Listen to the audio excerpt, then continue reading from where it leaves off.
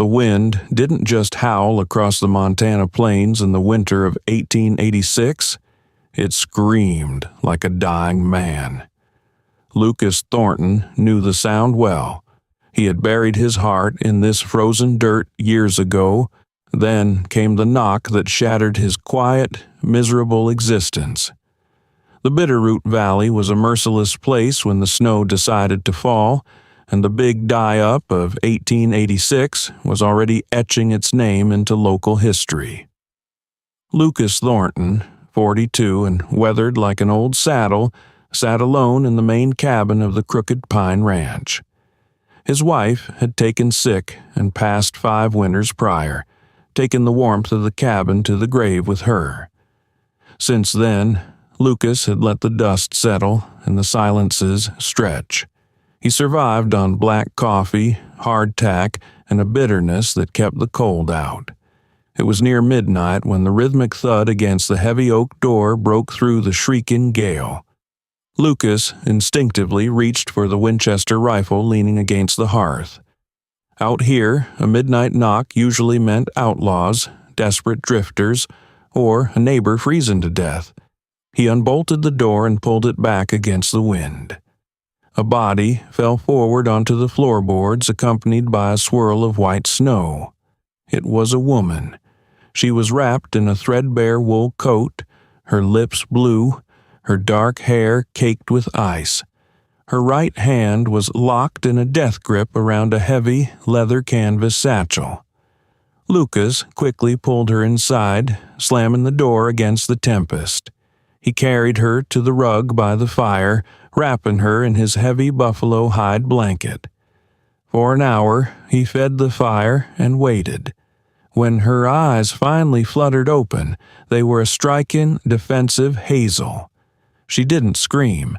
Instead, she immediately scrambled backward, her hand frantically reaching for the satchel she had dropped. "Easy now," Lucas said, his voice a low, gravelly rumble. He remained seated in his armchair, his rifle resting casually across his lap. "You were freezing to death on my porch. You're at the Crooked Pine Ranch. Name's Lucas." The woman eyed him, assessing the threat. She pulled the buffalo hide tighter around her shoulders. "Clementine," she rasped. "Clementine Hayes." "Well, Miss Hayes, you're a long way from anywhere. Missoula is 30 miles north, and the roads are buried under 6 feet of drift." Clementine didn't answer. She looked around the cabin. It was sturdy, but undeniably bleak. The shelves held meager supplies, the floor was unswept, and the smell of stale tobacco and loneliness hung heavy in the air. She saw a half-eaten plate of cold, salted beef and a rock-hard biscuit on the table. Lucas stood up, pouring a cup of boiling black coffee from the cast-iron pot over the fire. He set it on the floor near her. "Drink it. It'll thaw your blood. Then you can have the rest of that jerky if you can chew it."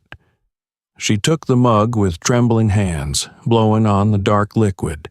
She took a sip, grimaced at the bitterness, and then looked at the pathetic plate of food. Her gaze shifted back to Lucas, who was watching her with a mixture of suspicion and profound weariness. She set the mug down and slowly stood up, her joints popping.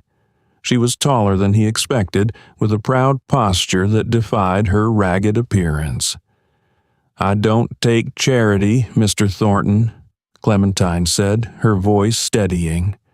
She walked toward his modest pantry area, inspecting the sacks of flour, dried beans, and a hanging ham hock he hadn't touched in months. "Ain't charity to keep a dog from freezing, let alone a woman," Lucas grunted. She turned to him, her hazel eyes catching the firelight. "Let me cook for you. I owe you that," she said, and before he could protest, she rolled up her sleeves. Lucas watched in stunned silence as the freezing, half-dead drifter went to work.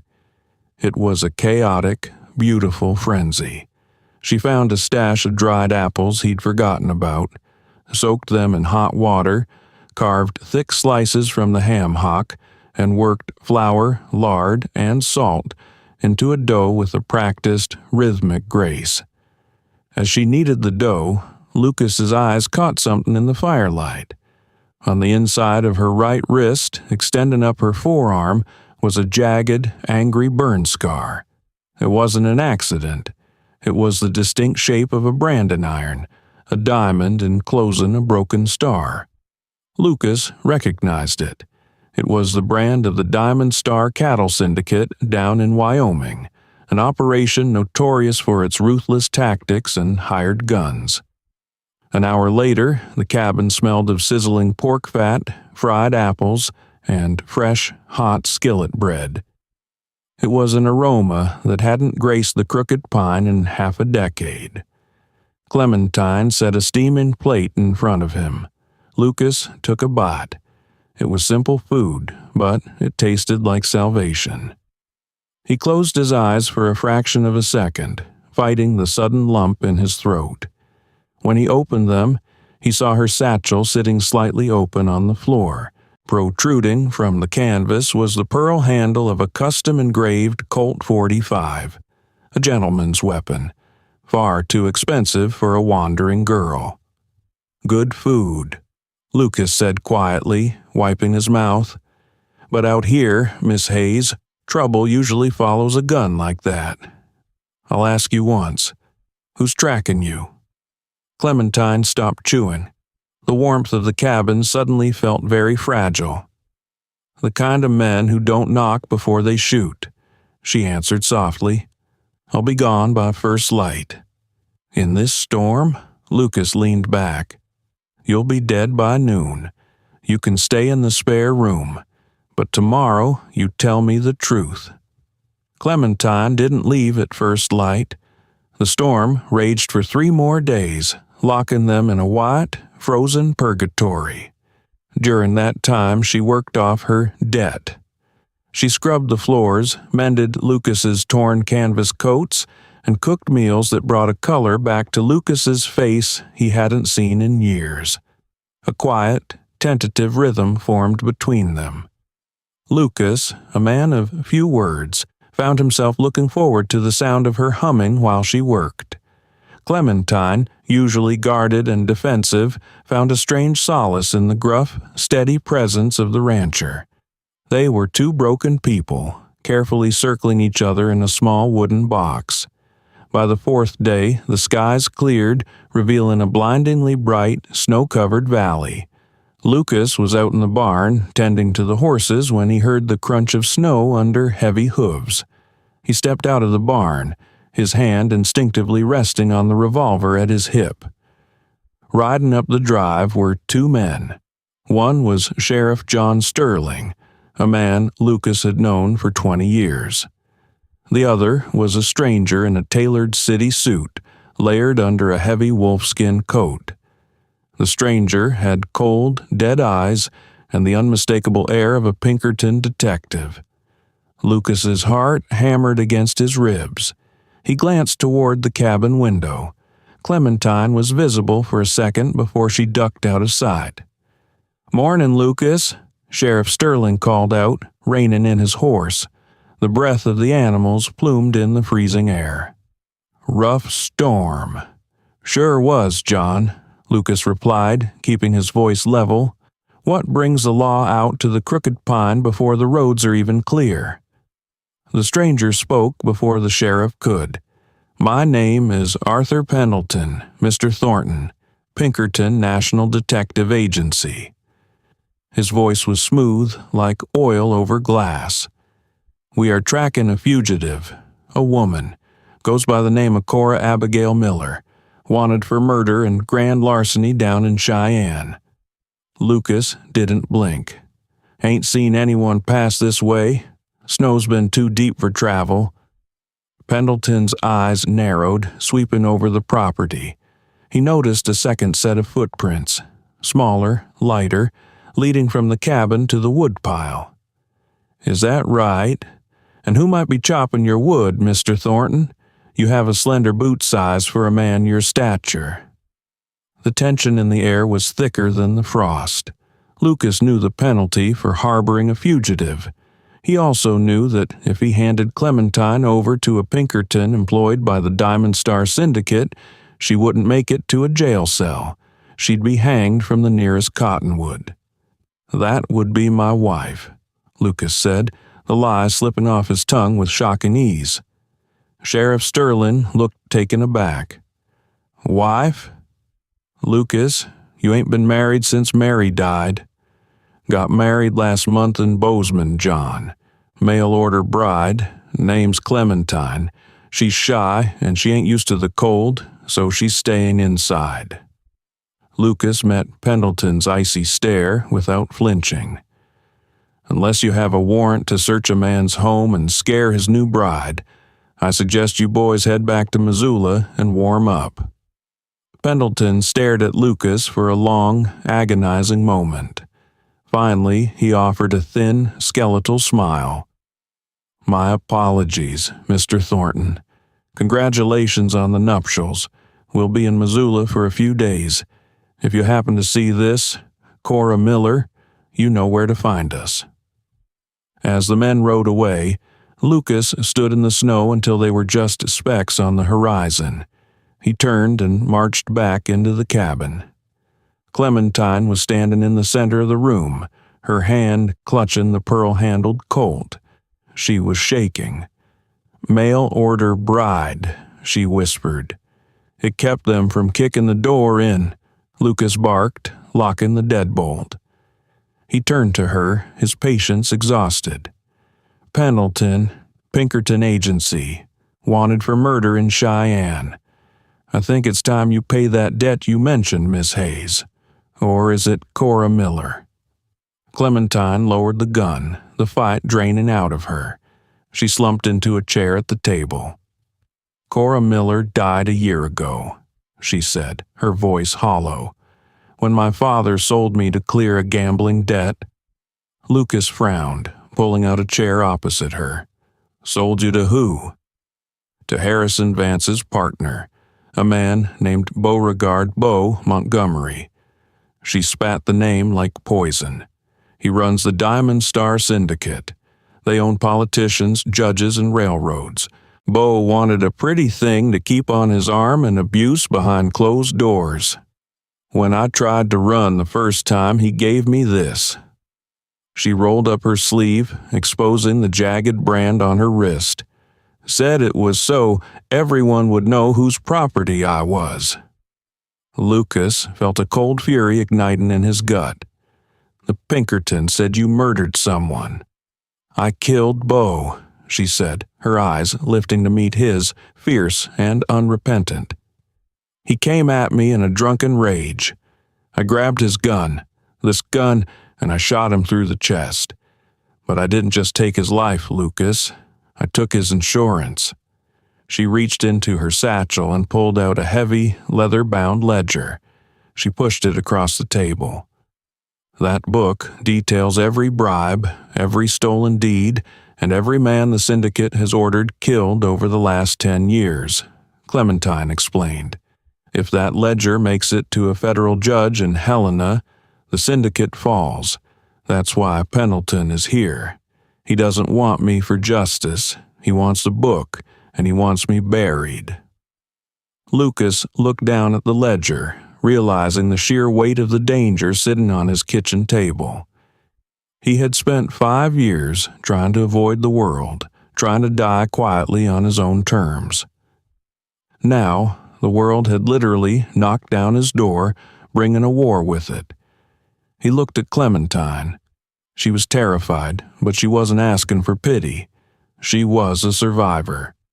"Pendleton didn't buy my story," Lucas said slowly, his mind racing. He saw the tracks. He felt the hesitation. He's going to go to town, ask around, and find out I don't have a mail-order bride. Then he's going to come back with men. "I'll leave tonight," Clementine said, standing up. "I won't bring their fire down on your home, Lucas. You saved my life. I won't ruin yours." Before she could grab the ledger, Lucas's large, calloused hand clamped down on hers. The warmth of his touch sent a shockwave through her. "I lost one woman in this cabin because I couldn't fight the fever," Lucas said, his voice dropping to a fierce, protective growl. "I ain't losing another to a pack of hired thugs. You aren't leaving, Clementine. You're going to cook me supper. And then we're going to prepare for a fight." The sun dipped below the jagged peaks of the Bitterroot Mountains, casting long, bruised shadows across the snow. Inside the cabin, the warmth of Clementine's cooking was quickly replaced by the cold, metallic scent of gun oil and brass cartridges. Lucas dragged the heavy oak dining table across the room, wedging it firmly against the front door. He then moved to the floorboards near the hearth, prying up a loose plank to reveal a hidden cache: a double-barreled stagecoach shotgun, 2 Colt Peacemakers, and several heavy boxes of .44-40 ammunition. "Pendleton won't come alone," Lucas muttered, tossing a box of shells onto the bed where Clementine was methodically loading her pearl-handled .45. "He'll ride to Missoula, wire his superiors, and buy whatever local muscle is drinking at O'Malley's saloon. We have maybe 4 hours before they ride back under the cover of dark." Clementine snapped the cylinder of her revolver shut. "You don't have to do this, Lucas. They want me and the ledger. If I ride out into the timber, you'd freeze or they'd track you like a wounded doe," Lucas interrupted, his tone leaving no room for argument. He walked over to her, his calloused fingers brushing against the cold steel of her gun. "Besides, I told the sheriff you were my wife. Out here, a man defends his wife, and he defends his land. Now, take this." He handed her the shotgun. "It kicks like a stubborn mule, but at close range, you won't need to aim." The hours ticked by in agonizing silence.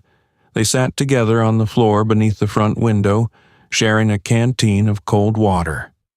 In the dark, the ghosts of their pasts seemed to settle around them.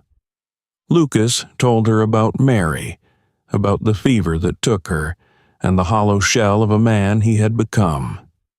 Clementine spoke of the gilded cage Bo Montgomery had kept her in, and the horrifying night she finally fought back. "I thought I was dead the moment I pulled that trigger," Clementine whispered, her shoulder resting lightly against Lucas's arm. "But then I ran. I kept running until I saw your porch light." "That light's been off for 5 years," Lucas said quietly. "Forgot I even lit the lantern that night. Must have been fate." Before she could reply, the sharp crack of a dry branch echoing from the tree line made them both freeze. Lucas slowly rose to a crouch, peering through a narrow gap in the boarded-up window. 6 riders were dismounting at the edge of the property, tying their horses to the frozen cottonwoods. The moonlight illuminated the breath of the men and the glint of drawn rifles. Leading them was Arthur Pendleton, his tailored coat swapped for a heavy duster. But it was the man standing next to him that made Lucas's blood run cold. It was Sheriff John Sterling. "Lucas!" Sterling's voice rang out across the snowy yard, thick with regret and fear. "Lucas, it's John. Pendleton received a wire from William Pinkerton himself out of Chicago. This ain't a local matter anymore. The girl is wanted for the murder of a prominent syndicate investor. Throw the guns out and send her out the door. I promise she'll get a fair trial." "A fair trial in a court bought by Diamond Star money," Clementine hissed, gripping the shotgun. Lucas pressed his lips into a thin line. He shoved the barrel of his Winchester through a knothole in the wooden shutters. "John," Lucas roared back, "you know as well as I do she won't make it to a judge. You take your deputies and ride away, or so help me God, I'll put a bullet in you myself." Silence hung over the yard. Then Pendleton's voice cut through the frigid air, sharp and commanding. Burn them out." The world exploded. A volley of rifle fire tore through the cabin. Glass shattered, and splinters of wood rained down on them as bullets chewed through the walls. Lucas returned fire, his Winchester barking twice. A scream from the dark told him he'd hit one of the hired guns. Clementine crawled toward the back door, anticipating a flank attack. Suddenly, the heavy wooden back door rattled violently. Someone was taking an axe to the hinges. "Back door," she yelled. Lucas spun around just as the door splintered open. A massive, bearded thug stepped through, raising a repeater rifle. Clementine didn't hesitate. She pulled the triggers on the stagecoach shotgun. The deafening blast illuminated the room in a flash of yellow fire, throwing the man backward into the snow, motionless. "They're trying to set the roof on fire," Lucas shouted, smelling the distinct, acrid odor of kerosene over the gun smoke. A torch landed on the wooden shingles above them, casting an eerie, flickering orange glow through the bullet holes in the ceiling. "Lucas, the cellar!" Clementine grabbed his arm. "We can't fight a fire and 6 men."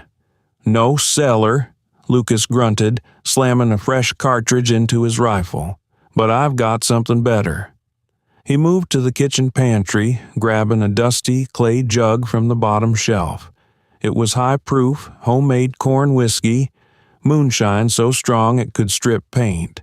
He ripped a strip of cloth from his shirt, stuffed it into the jug's neck, and struck a match.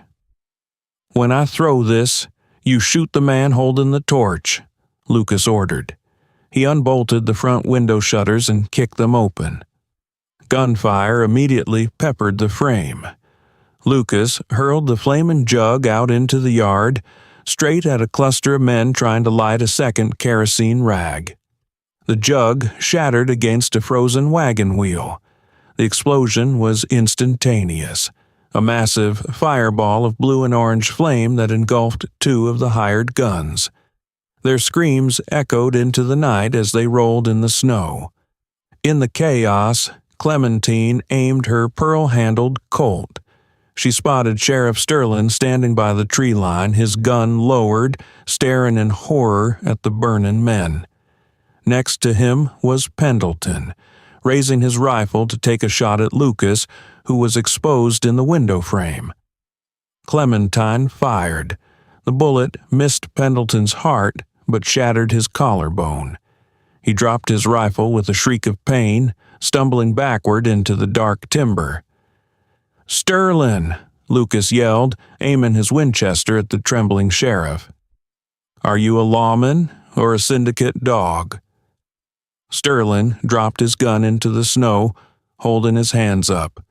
"I'm done, Lucas. I'm done. The Pinkerton is bleeding out. The rest are dead or running."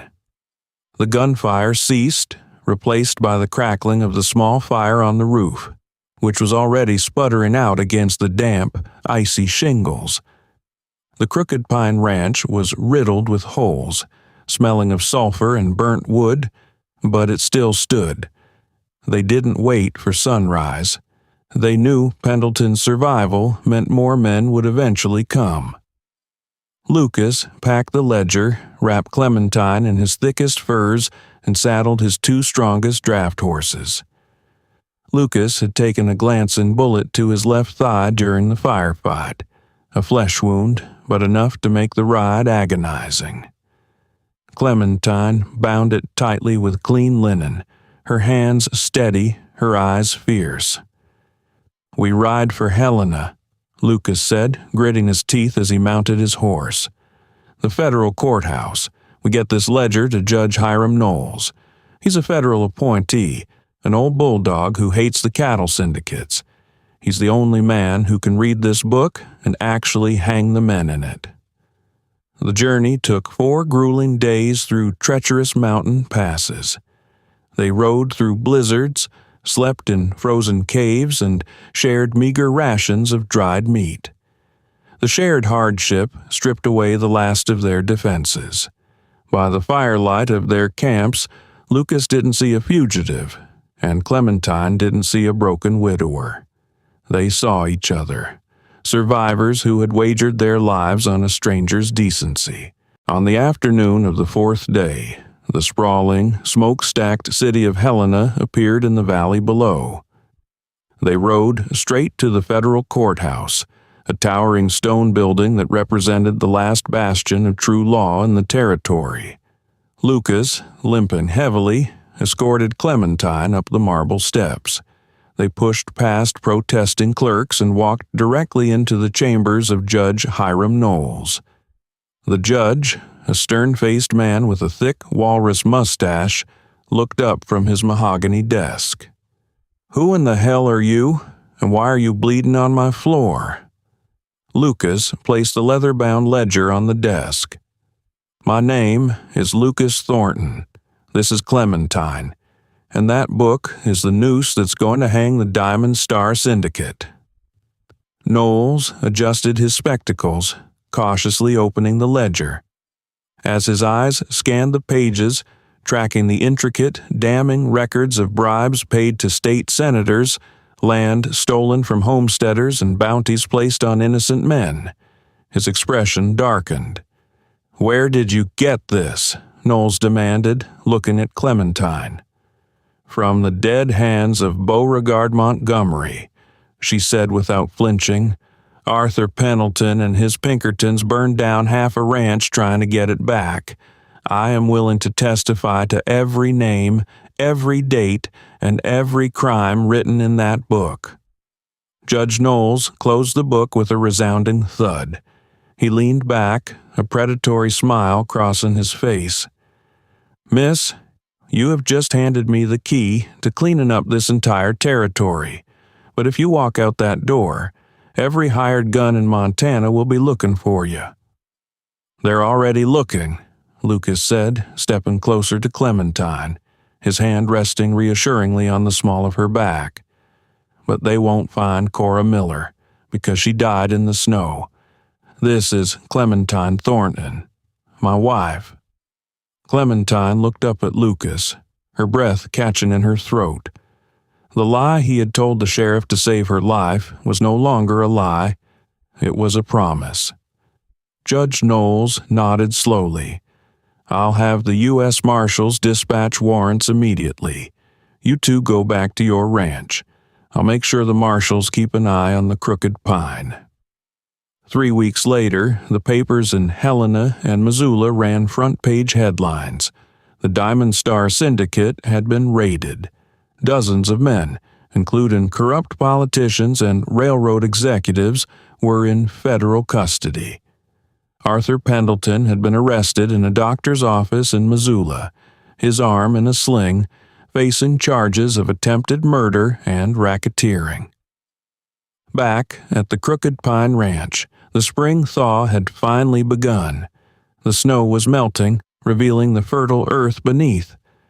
Lucas spent his days repairing the bullet-riddled cabin, his thigh healing, his spirit lighter than it had been in years. He walked into the cabin, wiping the sweat from his brow. The smell of roasted venison, wild onions, and fresh biscuits filled the air. Clementine stood by the hearth, her sleeves rolled up, a smudge of flour on her cheek. The angry brand on her wrist was still there, but it no longer looked like a mark of ownership. It looked like a scar from a battle she had won. She turned to him, holding out a plate of food, a genuine, radiant smile lighting up her hazel eyes. "I told you," she whispered softly, the memory of that first desperate night lingering between them. "I owe you." Lucas took the plate, setting it on the table. He reached out, taking her flour-dusted hands in his, pulling her close. "You don't owe me a damn thing, Clementine," Lucas murmured, kissing her forehead. "You already gave me my life back." The Crooked Pine Ranch didn't remain a silent monument to grief. It became a thriving testament to a desperate midnight knock and a promise kept in blood and flour.